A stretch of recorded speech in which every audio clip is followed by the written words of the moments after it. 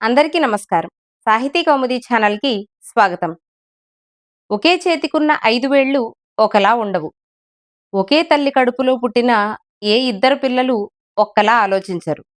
కానీ సమర్థుడైన కవి ఒకే పదాన్ని ప్రయోగిస్తూ దానితో విభిన్నమైన అర్థాలనే కాదు, విరుద్ధమైన అర్థాలను కూడా సాధించగలుగుతాడు. దానికి ఈరోజు మనం చెప్పుకునే చాటు శ్లోకమే ఉదాహరణ. శ్లోకం ఏమిటంటే సమలం కరోతి కావ్యం సుకవిః కుకవిశ్చ తదుభయం కావ్యం అనలం తనోతి చిత్తే సహృదయ హృదయం ప్రవిష్టమాత్రం చేత్. ఇది శ్లోకం.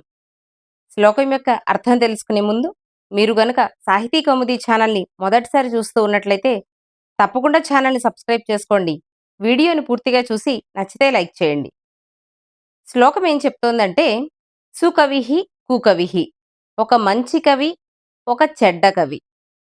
చెడ్డ కవి అంటే ఎవరు అని అర్థం చేసుకోవాలి అంటే గుణముల చేత చెడ్డ కవి అని కాదు. మంచి కవి అని అంటే గుణముల చేత మంచి కవి అని కూడా కాదు. అంటే కావ్యము చేయడంలో సమర్థుడైన వాడు మంచి కవి. కావ్యాన్ని నిర్మించడంలో సమర్థుడు కానివాడు కుకవి, చెడ్డ కవి. ఇప్పుడు ఈ మంచి కవి, ఈ చెడ్డ కవి ఇద్దరూ కావ్యం చేయగలుగుతారు. అంటే ఇద్దరూ కావ్యాన్ని నిర్మించగలుగుతారు, రచించగలుగుతారు. కానీ మరి ఇద్దరు చేసినటువంటి పని యొక్క ఫలితం ఒకలా ఉండే అవకాశం ఉందా? లేదు. ఎందుకనంటే ఎప్పుడైతే సుకవి, కుకవి అని అన్నారో సుకవి చేసే కావ్యం చాలా సుందరంగా ఉంటుంది. కుకవి చేసినటువంటి కావ్యం ఆమోదయోగ్యంగా ఉండదు. కానీ ఈ కవి ఏం చెప్తున్నారు అంటే వారు చేసినటువంటి కావ్యం, దాని ఫలితం రెండూ కూడా చాలా అద్భుతంగా ఉన్నాయి అని పైకి మనకు కనిపించే అర్థంలా ఈ శ్లోకం కనిపిస్తుంది. సమలం కరోతి కావ్యం సుకవిః కుకవిశ్చ. సమలం కరోతి, ఈ పదాన్ని ఎలా విడదీస్తాం సాధారణంగా మనం? సం అలం కరోతి అని విడదీస్తాం. ఇదే పదబంధం మనకి చాలా ప్రసిద్ధమైన శ్లోకంలో కూడా కనిపిస్తుంది. కేయూరాణిన భూషయంతి పురుషం అనే శ్లోకంలో వాణ్యేకా సమలం కరోతి పురుషం, వాణి ఏకా సమలం కరోతి. ఒక్క వాక్కు మాత్రమే మనిషికి నిజమైన భూషణము, అదే మనిషిని బాగా అలంకరోతి, బాగా అలంకరిస్తుంది అని పదబంధం. ఇక్కడ కూడా అదే పదం. సమలం కరోతి కావ్యం, బాగా అలంకరిస్తారు కావ్యాన్ని. ఎవరు? సుకవిః కుకవిశ్చ. మంచి కవి, చెడ్డ కవి ఇద్దరూ కూడా కావ్యాన్ని బాగా అలంకరిస్తారు. బాగా అలంకరించడము అంటే దాని అర్థం బాగా నిర్మించడము. అంటే కావ్యాన్ని నిర్మించడానికి ఏవైతే గుణములు, శయ్య, శైలి, రీతి, పాకము, రసము ఇలాంటి అంశాలు ఖచ్చితంగా పాటించాలో వీటన్నిటినీ పాటిస్తూ కావ్యాన్ని చాలా చక్కగా తీర్చిదిద్దుతారు సుకవి, కుకవి కూడా అని చెప్తున్నారు. సుకవి కావ్యాన్ని బాగా తీర్చిదిద్దడంలో మనకేమీ అనుమానం లేదు. మరి కుకవి, చెడ్డ కవి కూడా కావ్యాన్ని ఎలా సమర్థవంతంగా నిర్వహిస్తాడు అని చెప్తున్నారు అనంటే ఇక్కడ సమలం కరోతి అన్న పదాన్ని ఎలా విడదీయాలి అంటే స ప్లస్ మలం కరోతి. మలము అంటే మాలిన్యము అని అర్థం, దోషభూయిష్టమైనది అని అర్థం.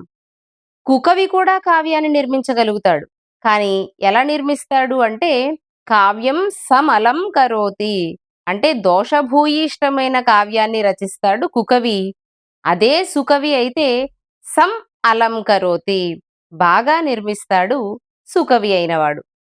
సరే, మరి దాని ఫలితం ఎలా ఉంటుంది అంటే ఒక కావ్యం పాఠకుని చేతికి వస్తే, ఒక మంచి రసజ్ఞుడైన పాఠకుడు చదువుతూ ఉంటే ఎలా ఉంటుందట? తదుభయం కావ్యం, ఆ ఇద్దరు చేసినటువంటి కావ్యం ఎలా ఉంటుంది? అనలం తనోతి చిత్తే. చిత్తే అంటే చిత్తమునందు, హృదయమునందు. అనలం తనోతి ఎవరికి? సహృదయ హృదయం ప్రవిష్ట మాత్రం చేత్. అంటే మంచి రసజ్ఞులైన హృదయము కలిగిన వారి హృదయంలోకి ఈ కావ్యం ప్రవిష్ట మాత్రం చేత్, ప్రవేశించుట చేతే అనలం తనోతి చిత్తే. హృదయమునందు అనలమును ప్రసరింపచేస్తుంది. అనలము అంటే మనందరికీ తెలిసినట్లుగా అగ్ని అనర్థం. ఇప్పుడు సుకవి చేసినటువంటి కావ్యము రసజ్ఞుడైన పాఠకుని హృదయంలో ఏం చేస్తుందట? అనలం తనోతి అంటే అగ్నిని రాచేస్తుందా అంటే కాదు. ఇక్కడ అర్థం ఏం చెప్పుకోవాలి అంటే న అలం తనోతి అని అర్థం చెప్పుకోవాలి. అలం అంటే చాలు అని అర్థం. న అలం అనలం అని మనం సమాసం చేస్తే ఇది కూడా మనం వ్యావహారికంలో ఇలాంటి పదాలు చాలానే వింటాం మనం. న అసూయ అనసూయ, న అల్పము అనల్పము. ఇవి ఎలా అయితే ఏర్పడుతున్నాయో అలాగే న అలం, అలం అంటే చాలు, నా అంటే లేదు లేదా కాదు అని అర్థం. న అలం అంటే అనలం, అనసూయ అంటే అసూయ లేనిది. అలాగే న అల్పం అనల్పం, అల్పము అంటే తక్కువ, న అల్పం అనల్పం అంటే అధికము అని అర్థం. అలాగే న అలం అనలం, అలం అంటే చాలు అని అర్థం. న అలం అనలం అనంటే చాలు అని ఇక అనిపించకుండా చేస్తుంది సుకవి చేసినటువంటి కావ్యం. అంటే చదువుతున్న కొద్దీ ఇంకా చదవాలి అని అనిపిస్తుందే గాని, ఇంకా ఇక్కడితో మూసేద్దాము, ఇంక చాలులే పక్కన పెట్టేద్దాము అని అనిపించదుట. చదివింది చాలులే అని అనిపించకుండా చేస్తుంది సుకవి చేసినటువంటి కావ్యం. మరి కుకవి చేసినటువంటి కావ్యం ఏం చేస్తుంది? ఇది కూడా అనలం తనోతి చిత్తే. ఇది కూడా మనస్సులో అనలమును ప్రసరింపచేస్తుంది. ఇక్కడ అర్థం మనకు తెలిసిన అర్థం అనలము అంటే అగ్ని.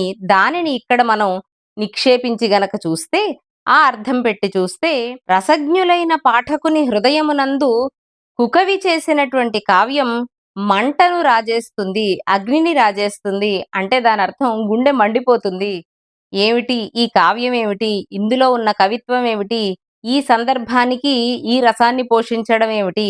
ఈ సందర్భంలో ఈ పాకమును ప్రయోగించడం ఏమిటి? ఇలాంటి పదబంధాలేమిటి? ఇన్ని వైర సమాసాలేమిటి? అని ప్రతి చోట కూడా ఏమి చూస్తూ ఉన్నా సరే గుండె మండిపోయేలాగా ఉంటుందట కుకవి చేసినటువంటి కావ్యం. అంటే ఇక్కడ కవి కేవలం రెండే 2 పదాలతో 2 విరుద్ధమైన అర్థాలను ఒక్కచోట పెట్టగలిగారు. సమలం కరోతి అనే పదము, అనలము అనే ఈ రెండో పదము, ఈ రెండూ కూడా వాటిని విభజించిన తీరు చేత 2 విరుద్ధార్థాలను ఒక్కచోట ఉంచగలిగేలాగా చేశాయి. ఆ సమయానికి ఆ పదాలు స్ఫురించి అక్కడ నిక్షేపించాలి, అక్కడ ఉంచాలి అని రావడమే కవి యొక్క గొప్పతనం. వీటిని విడిగా మనం చెప్పుకుంటూ ఉన్నప్పుడు చాలా తేలికగా అనిపిస్తుంది గాని, ఒక శ్లోకం రచన చేసేటప్పుడు అది కూడా 2 విరుద్ధమైన అర్థాలను చెప్పాల్సొచ్చినప్పుడు, ఇలాంటి చిన్న చిన్న పదాలు కూడా చాలా పెద్ద ప్రయోజనాన్ని, చమత్కారాన్ని చేకూరుస్తాయి అని అనడానికి ఈ శ్లోకమే ఉదాహరణ. శ్లోకం మరొకసారి. సమలం కరోతి కావ్యం సుకవిః కుకవిశ్చ తదుభయం కావ్యం అనలం తనోతి చిత్తే సహృదయ హృదయం ప్రవిష్ట మాత్రం చేత్. శ్లోకం గనక నచ్చితే తప్పకుండా వీడియోని లైక్ చేయండి. సాహితీ కౌముది ఛానల్ని సబ్స్క్రైబ్ చేసుకోండి. మరిన్ని సాహిత్యాంశాలతో మీ ముందుకు రావడానికి ప్రోత్సాహాన్ని అందించండి.